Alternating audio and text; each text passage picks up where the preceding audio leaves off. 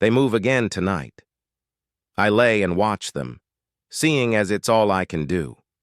They slip and slide through the street lamp window curtain shaded light, and I know my eyes have begun to fail. Or perhaps the eyes are fine and my mind is finally going from the pain and boredom. Dying is a lonely business. The shadows dance me to sleep and I dream again of Eileen. It starts out well, more relived memory than dream.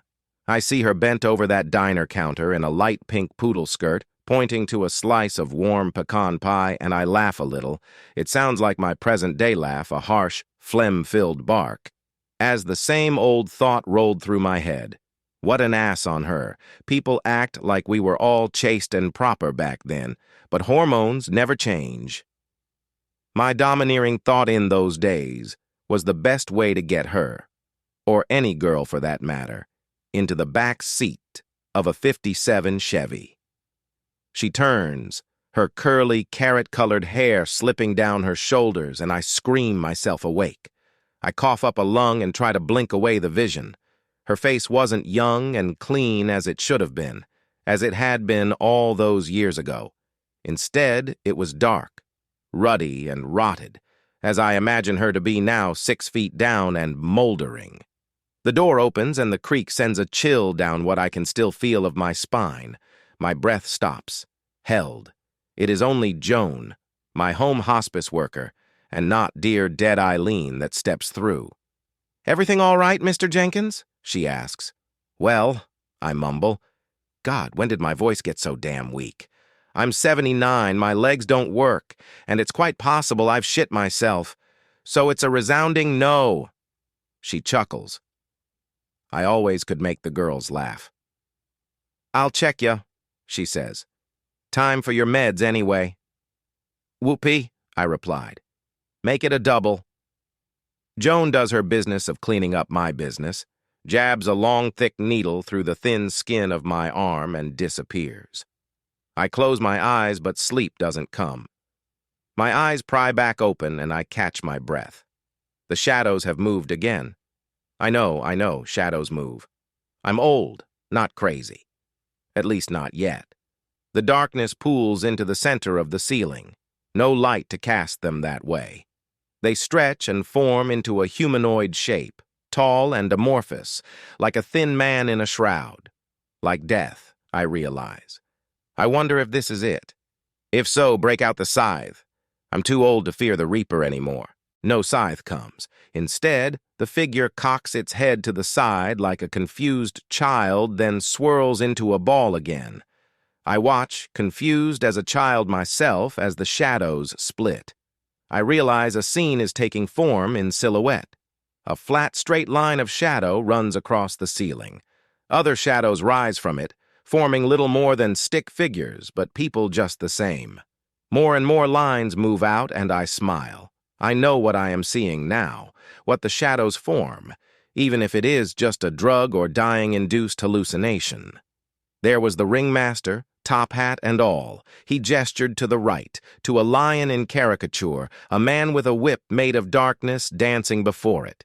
There was the trapeze, a stick man, or woman, I suppose, don't ask me the sex of shadows, flying through the air with the greatest of ease and cannons and clowns and little stick shadow monkeys and laughter like I hadn't heard in ages.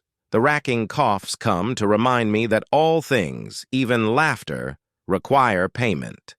The circus packed up as I wheezed, the cloak back, cocking its head again at a different angle, almost one of concern.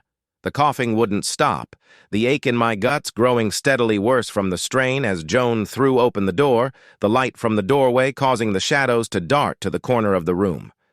We never used the room light unless absolutely necessary. It hurt my eyes. She pulled me up into a sitting position and the coughing finally subsided. "Thank you," I wheezed as she eased me back down onto the bed. "That's why I'm here," she said. "Now you try and rest." I barely heard her. I was looking at the ceiling, at the shadows. The shadows encircled her head as she leaned over me, but there was no laughter now, no ringmaster. It had been replaced with writhing monstrosity of ink-black tentacles around a gaping mouth filled with jagged shadow teeth. Centered in the mouth was Joan's plain-faced, mousy-haired head. I wheezed out, "No!" as loud as I could, but it came as nothing more than a whisper. The mouth began to close. I had no idea if the shadows, or whatever they were, could hurt her, but I wouldn't let them if I could stop it. Joan just smiled, said, "You rest now," and turned to leave, undevoured. I concentrated on the shadows as she made her way across the room. They seemed to draw back from her presence, as if in fear, the monster turning to a cowering boy, its arm extended, pointing as if in accusation. "I don't understand," I whispered. The ball of shadow roiled, a move that made me think of frustration, and did so until sleep finally took me. I lay waiting for the day to pass, same as all days now, filled with hot broth and bad TV. But this day also held anticipation. I didn't know if I would see the shadows again, but I hoped. Even if they were just the symptoms of an old, dying mind. Finally, the sunlight crept its way out of the window. The only muted light left that of the street lamp outside. I sighed and closed my eyes, waiting for something I was sure would never come. I dozed off, a half hour or so before I opened my eyes again. The shadow ball shimmered on the ceiling. The shimmering seemed to grow more intense as I smiled up at it. Then it split, a new scene for a new night. A western this time, with stick-figure saloon girls and dueling cowboys, even a stagecoach robbery. The shadows recoiled as the door opened, spilling a crack of light into the room. Joan entered, syringe in hand. She said something, but I didn't hear. All my faculties were focused on the ceiling.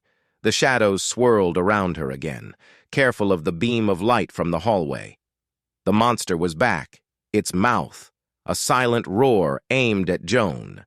Then the monster became the cloak of death, its silhouette head staring down at me, two open spots of ceiling for eyes.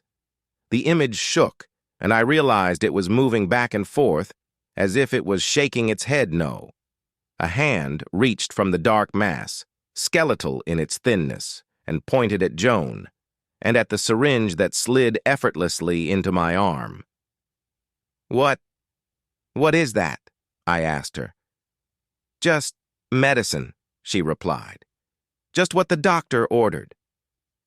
Sure, I said, and watched her leave. As whatever it was coursed through my veins, I took a deep, rattling breath and let it all go. Dying is rough. Being dead, not so bad, to be honest. At least not here. I've heard talk of somewhere else, somewhere I never want to see. There are lots of things on this side, not just people, but things that have never roamed our world. Eileen is here, and the baby we lost so long ago. And there are things here that just like giving the dying a few moments of happiness, even if they're taken before their time, like I was. Though it's not easy to communicate with the other side, we can see and hear it all, if we want. As I watch Joan's trembling hands tie the noose, as the shadows on the walls around her cast reflections of horrid, sharp-toothed things, I realize I don't hate her, at least not for the arsenic she pumped into my system. I was old and missed my wife. She probably did me a favor. That's not why the shadows and I did this, drove her to this. See, I wasn't her first and I wouldn't be her last. Time is funny here. You can see it if you look hard enough. Even the future, possible ones anyway.